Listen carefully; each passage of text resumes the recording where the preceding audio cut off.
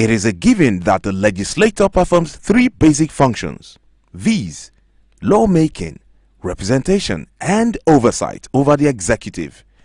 Of the three, representation comes under focus, especially in the light of the controversial Constituency Projects, Zonal Intervention Projects (ZIP) scheme by members of the National Assembly. A legislator is expected to nominate projects under the national budget and exercise oversight powers to ensure delivery by relevant ministries, departments, and agencies (MDAs) with responsibility to implement. Noble and beneficial as this seem, constituency projects have been dodged by corruption manifested in lack of inclusion, opacity, haphazard implementation, and embezzlement of funds, among others. This, however, does not mean that there are no legislators who have used the instrumentality of constituency projects to improve the lots of their constituents and earned accolades. As part of efforts to promote better understanding between constituents and legislators on constituency projects, OrderPaper Advocacy Initiative, in collaboration with BudgiT, decided on a series of bilateral engagements with members of the National Assembly.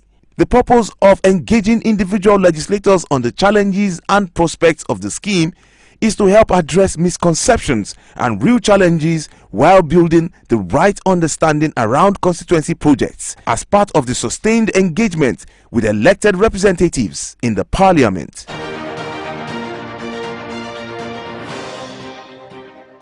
Getting to the MGAs and ministries to award these contracts on time is an issue. By the time they give it to the contractor, time had gone. The contractor will be rushing to supply to get the money. If they, I don't see why, procurement, they must meet procurement demands, but they should be careful to do that on time. You don't get the releases of the award when you have 2 months to go. It gives the contractors problem.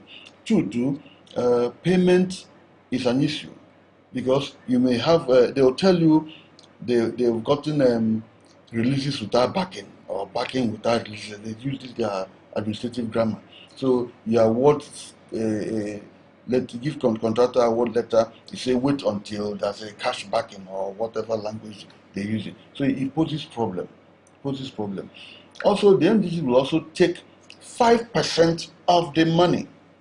They call it the supervision or whatever. 5%. No wonder they also go about lobbying for you to domicile it in their agency. So they use that as their own administrative charge. Then they also take 5% VAT. They also take 5% whatever again. So on the totality, they take 18% of the cost of that, removed at upfront. So we're more or less, the MDCs are more or less benefiting from the ZIP more than the constituents. Okay. Because out of 100% of budget amount, MDC takes 17%, 18% alone. Then they also make an allowance of 20 to 25 or 30% contractors' profit. So from here now you can see that almost 50% is gone to other persons, not the constituents.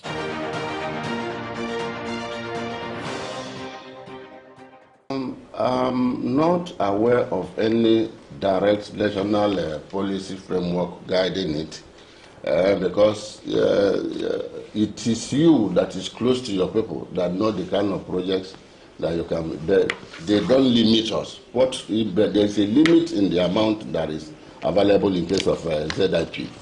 And like I said, it may not go far. So you may seek either through the help of the leadership or other committee chairmen or direct ministries for them to list 1 or 2 projects for you so that you can benefit your community. So to that extent, you are not regulated. There's no policy that says you must be this or you must be this.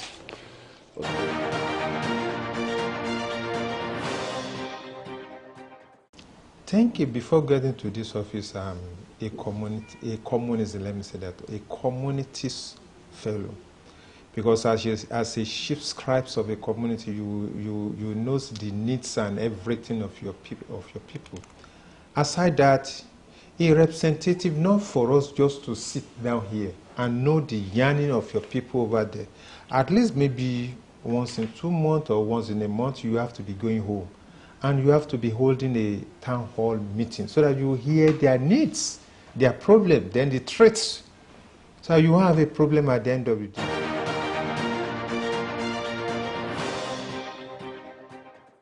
Well, you have to, I'm going to use the word now, mind it, attempt some close supervision, underline the word attempt, by ensuring that whoever that is saddled with the responsibility of delivering on this project does so according to, maybe lay down rules or agreed terms and all that. How? Once you say you are going to execute a project, you have to know the content of the project. You have to know the beneficiaries. And in some cases, because you have clearly identified what the project is all about and what it's intended to solve, then you also have to integrate some members of the community.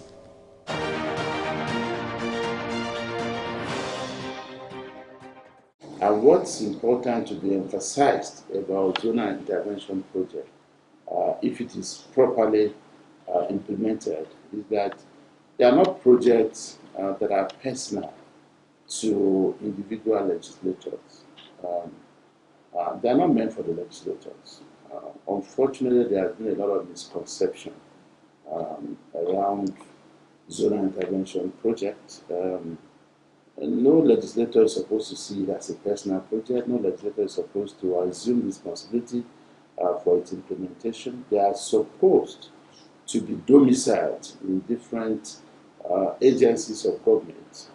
The best you can do as a legislator is to influence the location of some of these projects within your own constituency, and to also write probably to the ministry, department, or agency of the federal government that is in charge, where these projects are domiciled, to express your interest in ensuring prompt and timeless implementation of such projects.